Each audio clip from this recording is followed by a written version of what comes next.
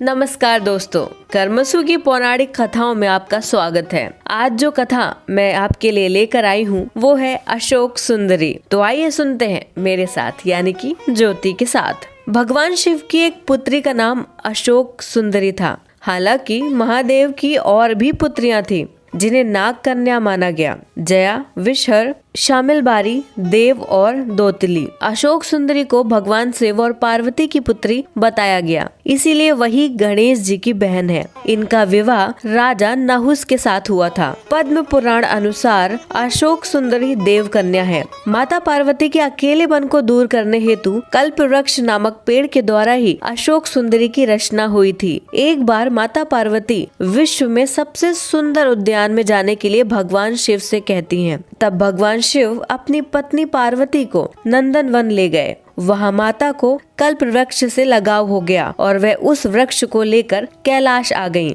कल्प वृक्ष मनोकामना पूर्ण करने वाला वृक्ष है। पार्वती ने अपने अकेलेपन को दूर करने हेतु उस वृक्ष से यह वर मांगा कि उन्हें एक कन्या प्राप्त हो। तब कल्प वृक्ष द्वारा एक कन्या का जन्म हुआ। कन्या माता पार्वती के अकेलेपन को दूर करने के लिए जन्मी थी, इसीलिए उनका नाम अशोक रखा गया। और देखने में कन्या बहुत ही रूपवती सुंदर थी, इसीलिए उनका नाम अशोक सुंदरी हुआ।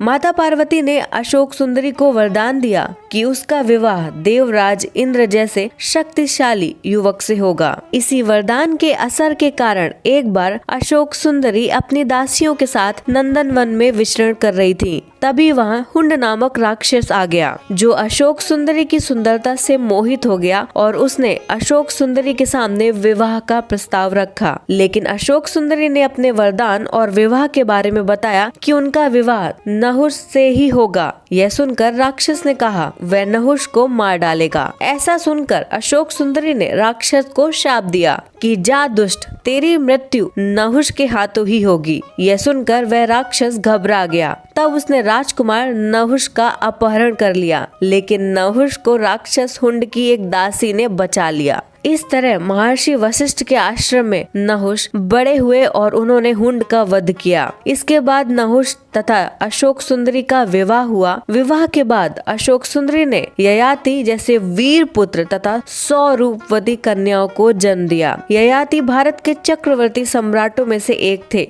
और उन्हीं के 5 पुत्रों ने संपूर्ण भारत पर राज किया था। उनके 5 पुत्रों का नाम पुरु, यदु, तुर्वस, अनु और द्रुहु।